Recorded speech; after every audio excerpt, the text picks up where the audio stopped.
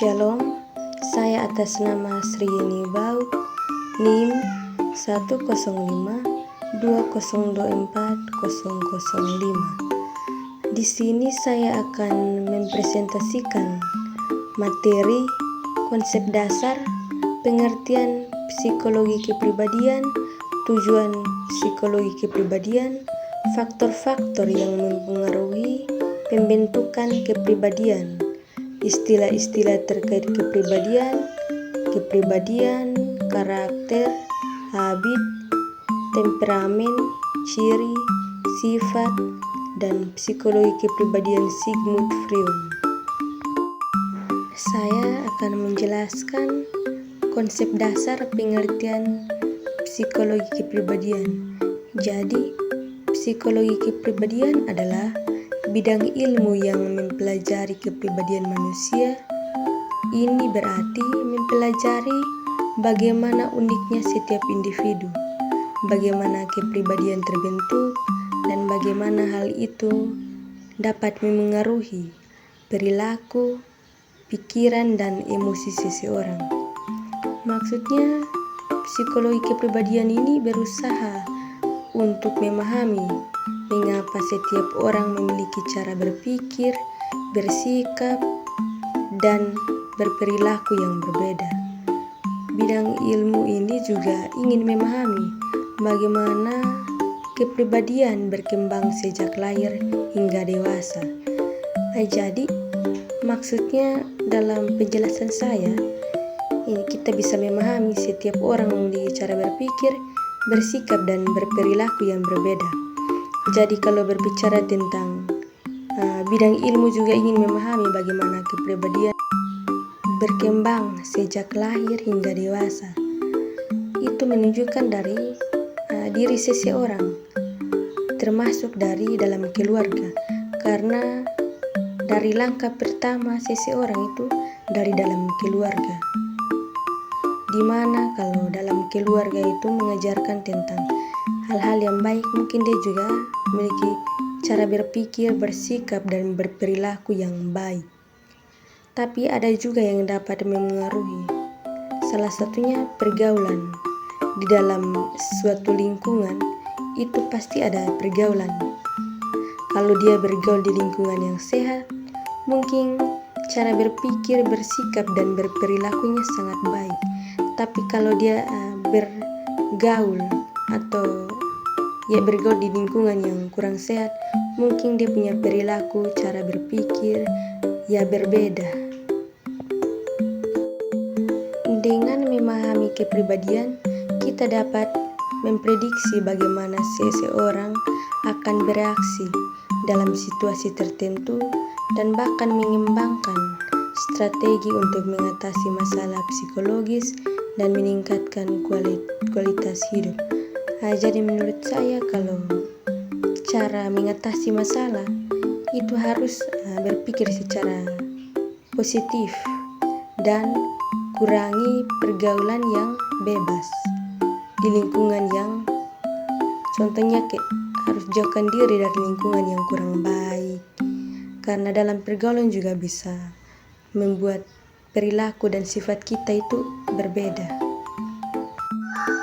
Salah satu contoh psikologi kepribadian, kita dapat mempelajari mengapa seseorang mungkin lebih mudah marah daripada yang lain, atau mengapa seseorang mungkin lebih suka bekerja sendiri daripada dalam tim. Jadi ini kita berbicara tentang kepribadian seseorang. Jadi kepribadian seseorang itu berbeda-beda. Ada yang lebih suka di keramaian, ada yang suka sendiri-sendiri.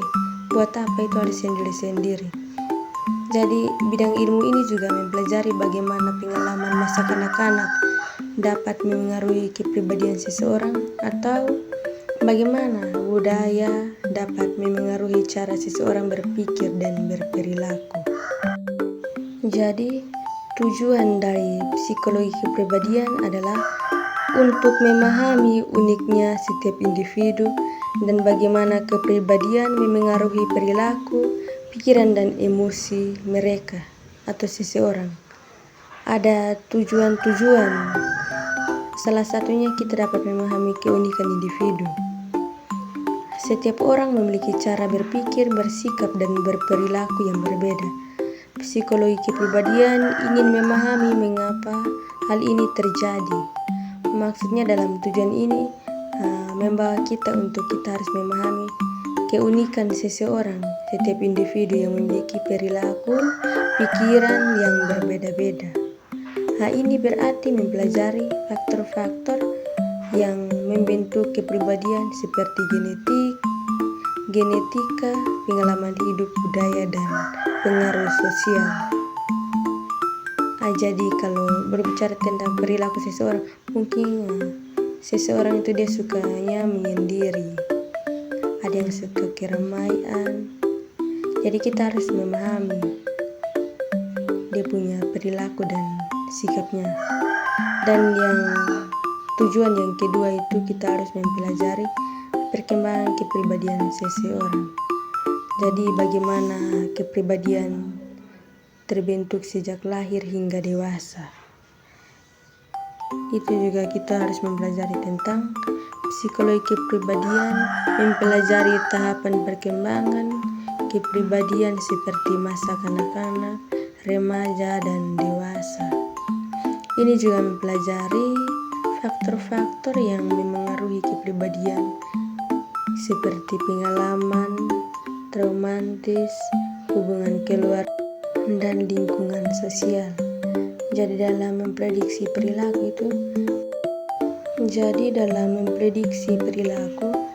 dengan memahami kepribadian seseorang, kita dapat memprediksi bagaimana mereka akan bereaksi dalam situasi tertentu. Ini dapat membantu kita dalam berbagai bidang seperti psikologi klinis, psikologi organisasi, dan pendidikan. Tujuan yang keempat, meningkatkan kesejahteraan. Kita dapat memahami kepribadian, dapat membantu kita mengembangkan strategi untuk mengatasi masalah psikologis dan meningkatkan kualitas hidup. Ini dapat meliputi terapi, konseling, dan program pengembangan diri. Ada juga pembentukan kepribadian, proses kompleks dan dipengaruhi oleh berbagai faktor, baik faktor internal maupun eksternal.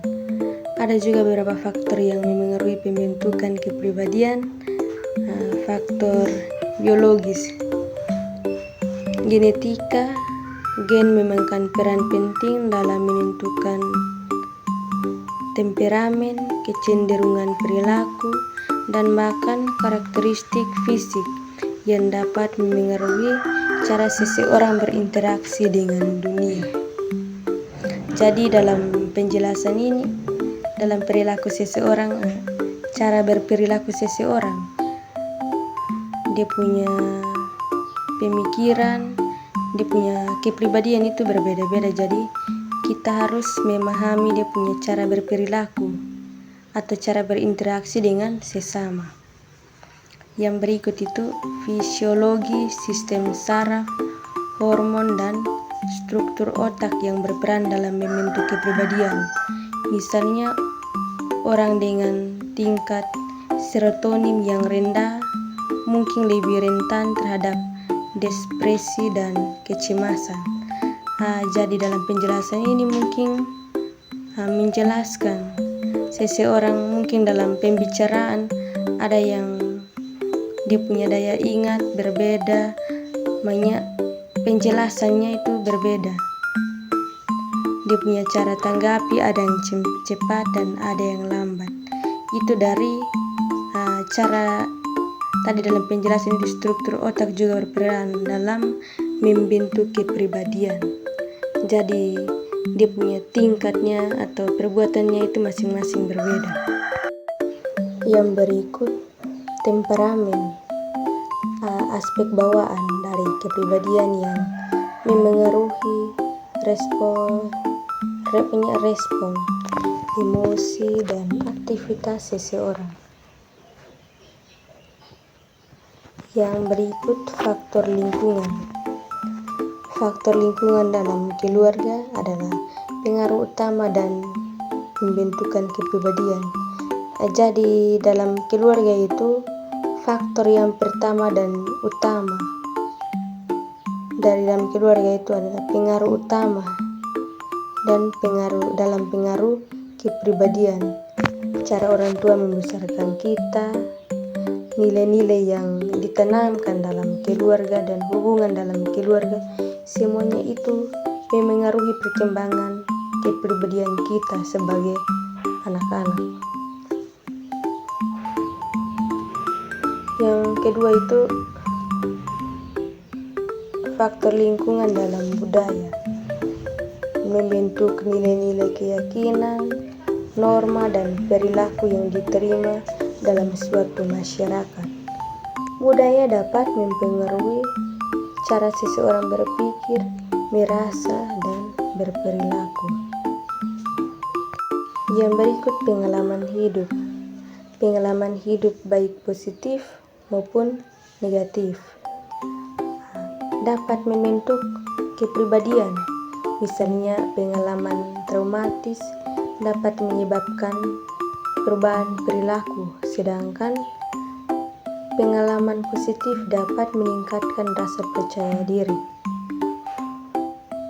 Yang berikut lingkungan sosial, interaksi dengan teman sebaya, guru, dan orang lain di lingkungan. Lingkungan sosial juga dapat memengaruhi perkembangan kepribadian.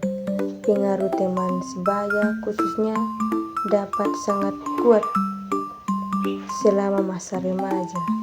Jadi dalam lingkungan sosial kita berinteraksi dengan teman, guru, dan sesama kita. Teman artinya teman dekat itu berbeda. Kita punya cara berbicara itu berbeda. Terkhususnya itu harus melembangkan sifat-sifat positif kita. Yang berikut ada faktor psikologis, cara berpikir, cara seseorang berpikir, menafsirkan informasi, dan mencegahkan masalah, memengaruhi kepribadian mereka.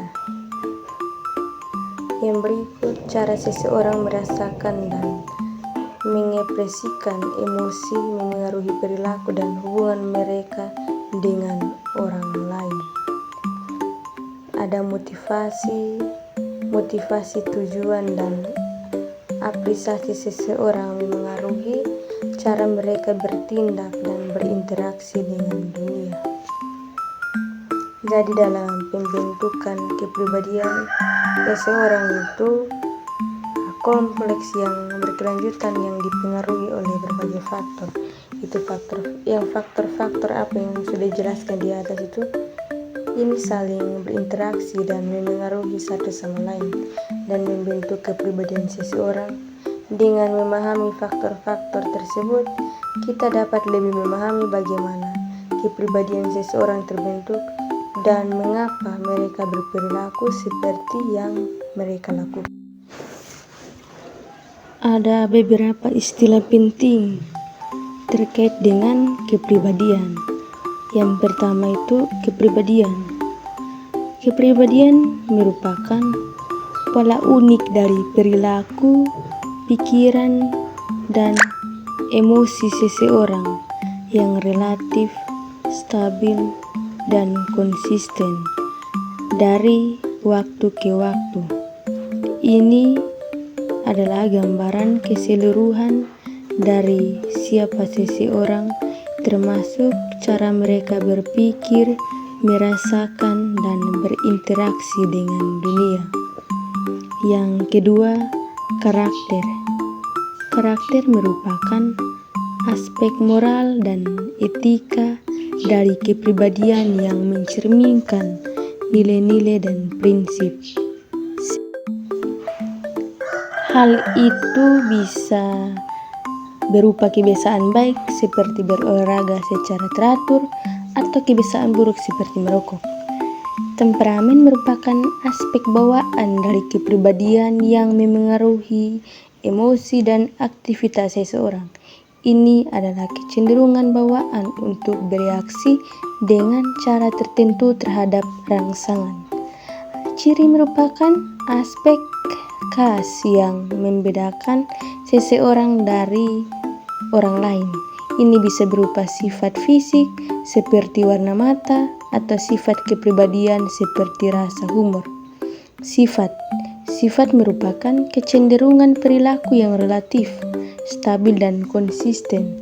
Ini adalah kecenderungan untuk bertindak atau bereaksi dengan cara tertentu dalam situasi tertentu.